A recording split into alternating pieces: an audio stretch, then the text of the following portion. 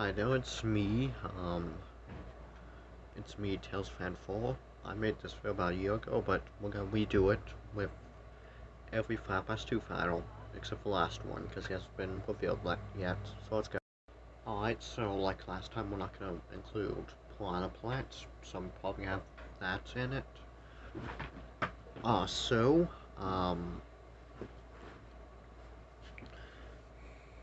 we're gonna do, worst to best. Alright, now, this is basically a top 10, but number 10 is, to no one's surprise, is Byleth. Now, I'm also making this on, this is a personal list, not like a tier list or anything. It's not like I'm making the best DLC characters, I'm making them in order of who I like the most, and yeah, they're at the bottom. I mean, we have tons of different Fire Emblem characters, and while they change up and while they're different, this isn't play preference, this is my preference, and no. Okay, number 9 is number 9 is unfortunately Terry Belgard. Now, it kind of follows the same with kind of like Fire Emblem Byleth, but I obviously didn't know what Fire Emblem was until I became a Smash fan. So yeah, obviously that's also how I learned about Fatal Fury. Now, don't get me wrong, I am happy with the DLC choices. But I'd obviously want different characters, like say, instead of Byleth. I am glad that we have Byleth. I am kind of glad we have them in, but obviously I'll replace them. And I probably won't replace Terry because the reason he added him is because he was the reason Smash even exists to this day, so yeah, but I didn't really know what it was. There's no series I didn't really know what it was, but I feel like I like him more as a character, this final. But yeah, on to number 8, which is the hero. The hero comes from Dragon Quest. So yeah, they're also a pretty cool character, but again, I knew what Dragon Quest was. Also, without a series I said, I also kind of knew what it was, but yeah, honestly wasn't too keen on what it was, which is why they're lower. Plus, they're not really bad characters, far from it, but they are unfortunately low. Unfortunately, low characters on my list. No offense to their fans, though, they're just very low.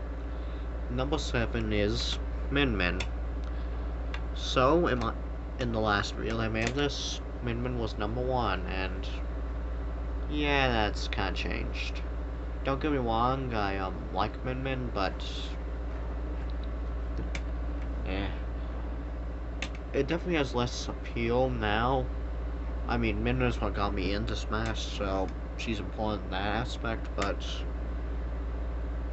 we shouldn't judge something just because that's how I got into Smash. We should judge it character-wise, and Min Min's cool. I mean, it would've been cool if we got, like, say, Sprinkman or anyone else. Not to say hate Min Min, far from it, but she unfortunately has less appeal. Sorry. Okay, number 6 is one that's obviously gonna make you feel like this. But 6 is Banjo and Kazooie. Now I'm happy that we're in. I'm pretty happy with all the DLC choices, really. Maybe not so much Byleth, but I can at least understand why, so, eh.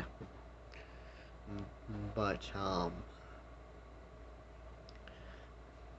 but the reason they're so low is because, well, I didn't really know what Banjo-Kazooie was I, until I got into Smash speculation. So, yeah.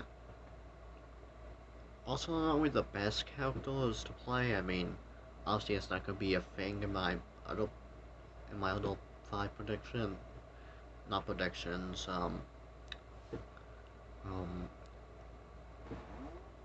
characters list, but yeah. So I'm very happy to win. Obviously, I'm happy for everyone else, like I just said, but they unfortunately are lower on my list. Alright, my 5th choice, my top 5, is Joker from Persona 5. Now, now don't get me wrong, obviously I'm happy he's in and stuff, but for one, we obviously had to wait a while for us to get news on how he would play and stuff. It took us a while to get him to release and stuff. You have my other choices, they released in a timely fashion. But yeah, the reason he is,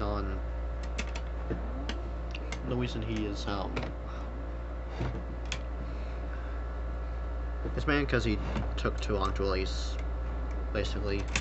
My number 4th choice didn't, however, which is the one, the only, Sephiroth.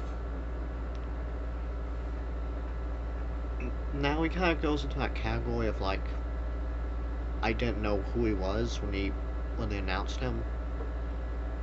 I did think it was cool that we got another Final Fantasy rep, because, you know, that guy I watched on Nitmore said he didn't think we would get another one, but we got one. So it's kind of cool in that aspect, plus, you know, I mean, he's a pretty cool character, he released in a timely fashion, which probably shouldn't be in this, but it's my list, so it is. Plus, they had the Sephiroth challenge. Obviously, I didn't have a Switch back then, or Smash, so I unfortunately could not play the Sephiroth challenge, but Sephiroth was a cool addition. Obviously, I said I would replace him with, like, someone else, like, even a Square Enix character, like Gino or someone. I feel like the more and more he's been out, and the more and more I played of him, which, again, is on the list, but I feel like I had more of the appeal of him. So yeah, so I think he's a cool addition.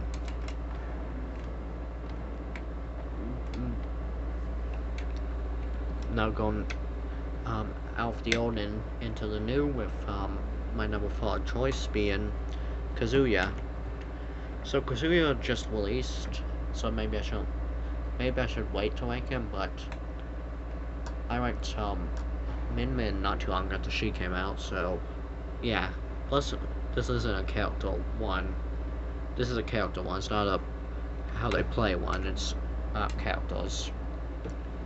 And Kazuya seems he seems like a cool character.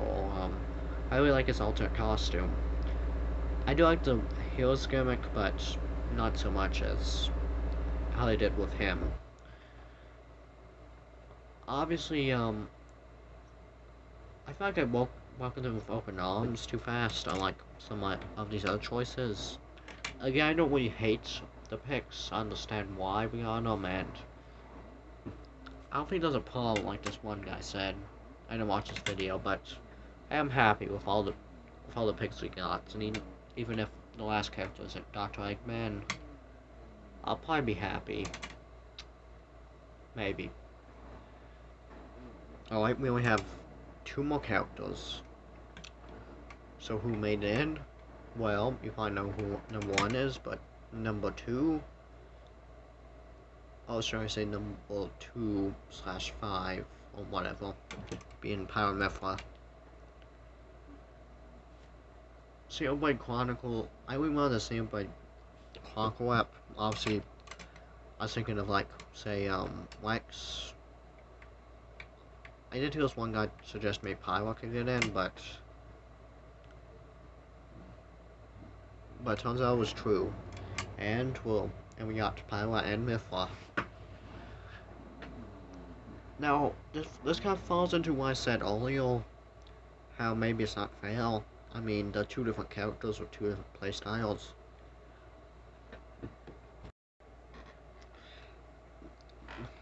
And also, it might make it, well, I'm making them higher because they're two characters, but no. I personally just wanted a Xenoblade Chronicle app. And we got that. I obviously didn't think we would get one, but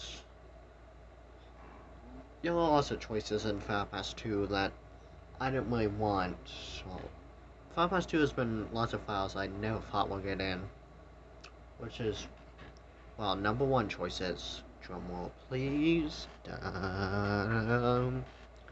Steve. So yeah, I personally like how they, so I like him better than, like, say, Hero. I do like the idea of getting different costumes and different representation of, like, a franchise. I feel like with Dragon Quest it made more sense, because, you know, here in the West it isn't that popular. It is very popular in Japan, though, so I guess in that way it made sense. Some way it makes sense, like for a popular Japan game, we got 4 costumes for one title, and for a popular US game, popular game in the US, we got 4 skins for a title, plus the hero was the second Final Pass 1, and Steve was the second Final Pass 2. Also, Minecraft is a pretty big selling game, even in Japan, so it did make sense. I personally just want Steve. I grew up playing Minecraft a lot. I know lots of kids did, but yeah.